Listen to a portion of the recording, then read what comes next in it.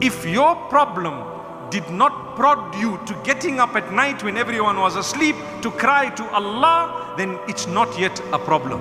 It's not yet a problem. Allah will squeeze you further. You know why? He loves you.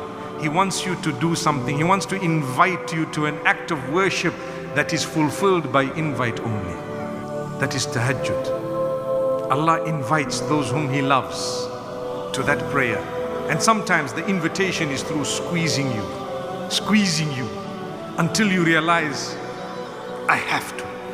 I will get up, I will cry, I will ensure that I cry and shed tears and beg Allah and continue to beg Allah until He gives me what I want. And I promise you, Allah is all hearing.